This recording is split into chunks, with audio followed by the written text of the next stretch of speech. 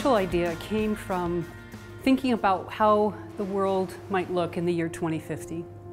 And I was trying to figure out a way to bring relevance to that so kids today could have some kind of connection with what that future might look like. So I was reading the newspaper one Sunday morning and I happened upon the want ads, and I came across a particular want ad that had just these amazing lists of attributes as to what this person needed to have. They have to be problem solvers, they have to be able to get things done on a deadline, they have to be able to figure stuff out, that not told what to do. Everything that made sense for kids today who are preparing for jobs in the 21st century that we don't even know what the definition is yet. When we heard that Jessica was going to be part of Kansas City Design Week, we thought maybe this would be an opportunity for us to expand the Design Learning Challenge to a larger population in Kansas City. We were looking for a challenge that will best fit the setting where we were going to be hosting this event. So Kansas City is a city that currently is driven by entrepreneurship and new businesses. So based on that, we wanted to allow the students to start thinking about their future. One of the things that we were really striving to do was bring students together from multiple parts of the city. And so we brought together students from Blue Valley North, Blue Valley CAPS, and Paseo Academy in Kansas City, Missouri.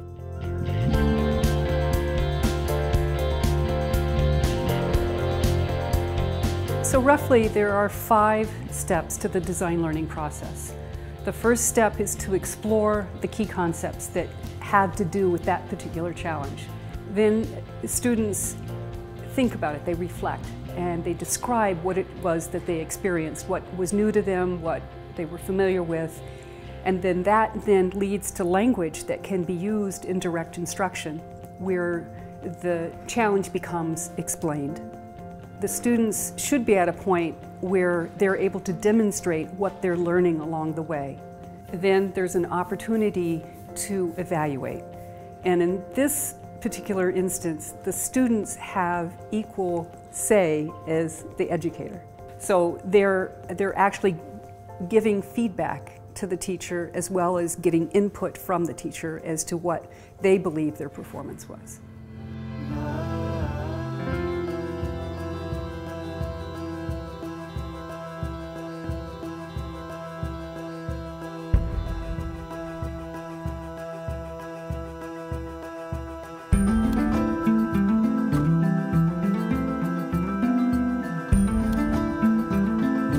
We decided to create an opportunity to do worldwide preparations with the University of Lincoln, and in that case I was in the United Kingdom working with the students, their educators, as well as design college students and college educators, design professionals, to take primary students through the design learning process with this particular challenge. In 2014 we have cancer, phones, television, transport, and in 2050 what could we have? We could have phones, the cure to cancer maybe. Travelling could be a lot quicker around the world, and we might have new music in 2050, maybe the iPhone 50 might come out. You could have laser pens that could write anywhere on the walls. And maybe not even needing doctors or nurses anymore, and probably using robots. Glasses you can see through under the ground and see what fossils or valuable stuff's down there. We've been looking at what the future might look like in 2050, so we've been looking at different areas of transport and society and environment, and it's just such an exciting project for the children to get their teeth into. They've really enjoyed it, as you can see by their faces and their outcomes of their learning.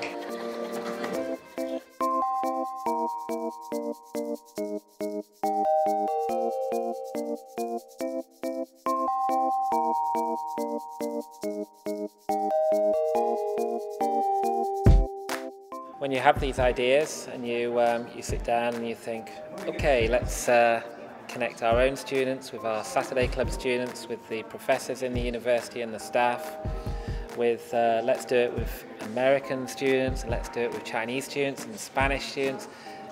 It sounds great when you sit down and you have this discussion, and then reality strikes and you realise that you're committed to this and you're thinking, how is this going to work?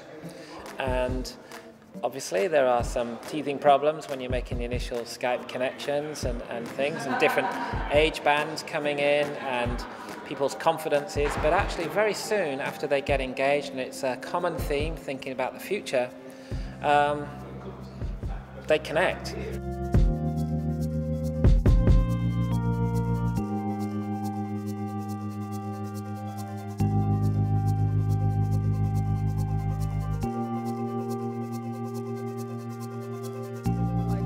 I would like to go around and learn more about different students and what they think, and that kind of helped me with my ideas too, because I feel like, okay, maybe my ideas weren't too bad, or you know, getting other people's opinion helped me a lot on my ideas, and it made me feel better about my ideas.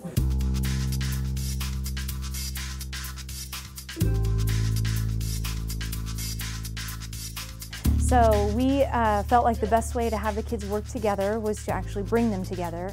And we brought all of our students. We had about 80 or 90 students from the Blue Valley School District working with about 40 kids from Paseo. And we had about 2 hours to accomplish a lot. The students met each other for the first time. And we all got these puzzle pieces or whatever. And basically we had to find every one of the students that were in our group. And then we just kind of got acquainted with each other, and we really opened up a lot. And then they were introduced to the problem of the design challenge, about just thinking about the future and what Kansas City might look like in the year 2050. We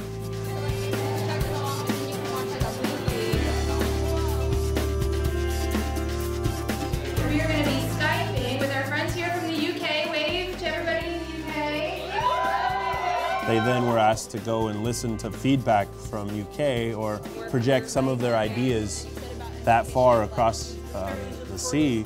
Maybe we could use the technology that we right now see as a detriment to creativity to instead endorse it. And then that was really helpful, because from there people could start to refine and change their goal for the later meeting at the next session when we went to CAPS.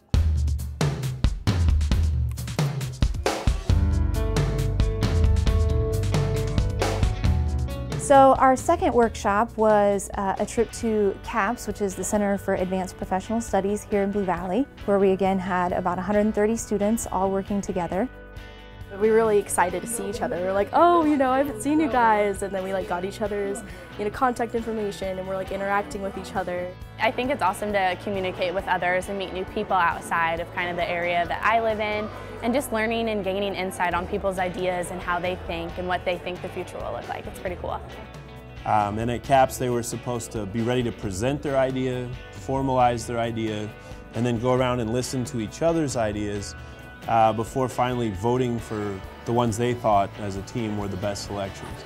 I think the kids were a little apprehensive at first, but once they started talking with one another, some really awesome ideas emerged out of that afternoon. This game pod that you could lay in and like connect into, and then you could like be a character in a movie and like see it through that viewpoint, and your friends could be different characters in the movie. In the street there would be like magnetic plates that curved downwards in a pattern so that it would pull the car forward, sort of, so it'd be kind of eco-friendly.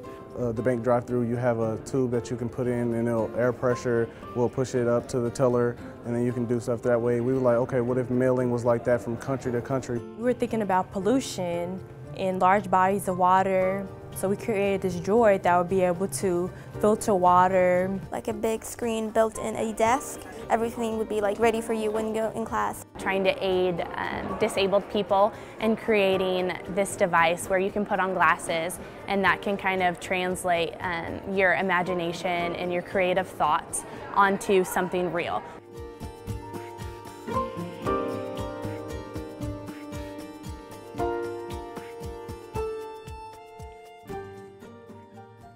The Art Institute was crazy, you know. I'm glad, you know, we got free food, but that's not the thing I was concerned about, you know.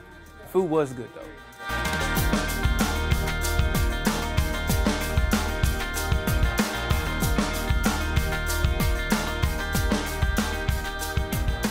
We chose the Kansas City Art Institute for a very good reason. I was very fortunate in that I studied here when I was going to college, and I was able to study with Wells-Papanek, who was a huge part of my career and where I have gone. So really what I'm doing is bringing action research into the classroom. We had an amazing facility to be working in, and I'm happy to say that the big picture was exactly what I was hoping for.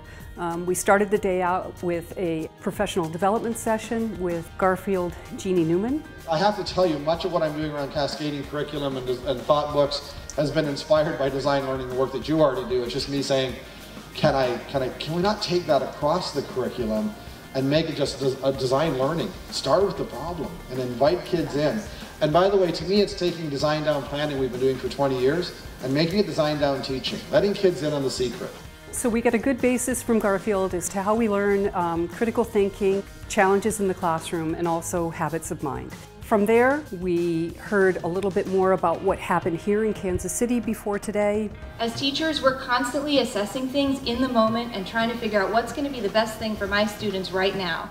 And at one point, Dave Bramston, my partner at the University of Lincoln, was in the States, but is stuck in Philadelphia. So he Skyped in, which was wonderful, and we had a great conversation.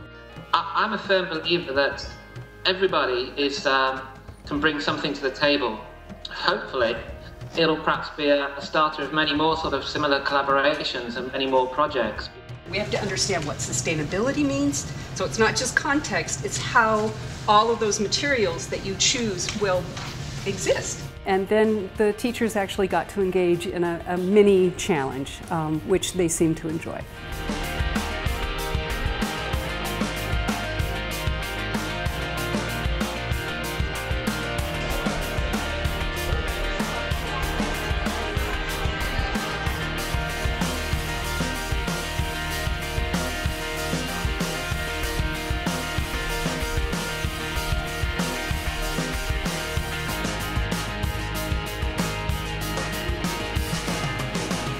At the very beginning of the workshop, students participated in a speed dating session where we had teachers and mentors and designers at different tables, and teams had 3 minutes to pitch their idea and then receive feedback from the professionals.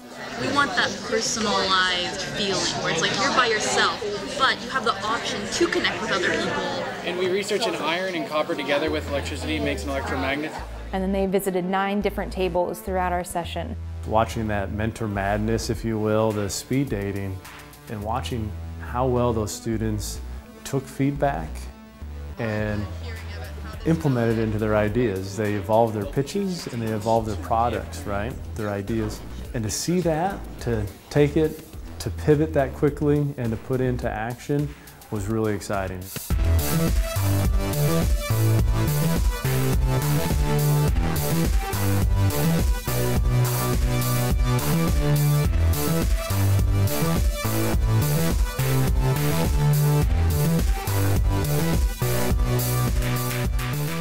So they were in their teams, they had a very brief amount of time to not only get their entire story straight, they also built models and a presentation board. And then we heard from Garfield again. He gave us a really nice opportunity to hear his perspective of what he saw. I heard some people say, learning this way was really powerful for me because, we do this in 2 hours a week, or we do this class.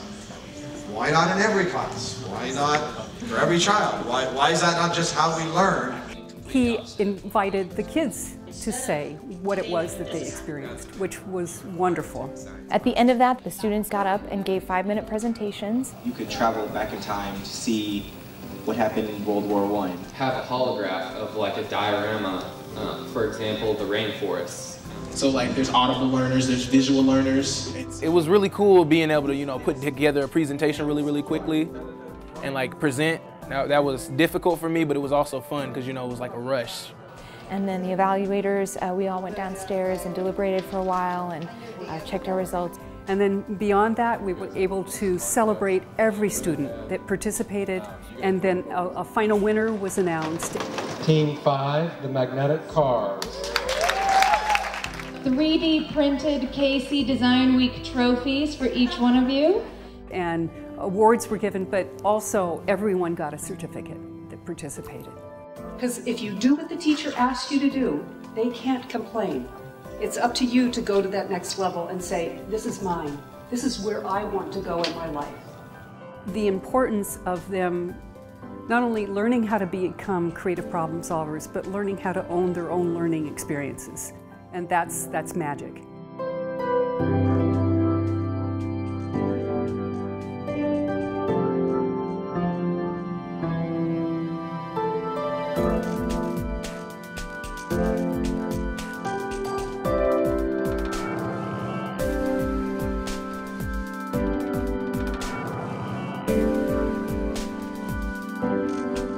A lot of times we focus our minds on the things that are happening in this world, and we focus our minds on things that happen in daily life. We don't think of the possibilities and dreams of things that can happen. And really that was just the biggest thing for me, is being able to dream of something that could happen. We know from the research that's one of the most important things we can nurture in children is perseverance. And I'm seeing these students start with an idea, try out new ideas, retry again. So that whole idea that it's not the first idea that's the best. I like the open-mindedness, the curiosity, and the perseverance that they're getting at through this challenge.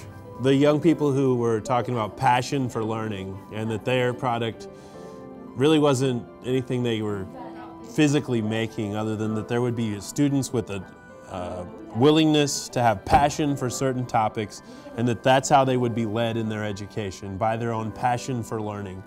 And I just like that language. I love the young people already thinking that's the most important ingredient. I knew it was going to be a competition. I wanted to get first place.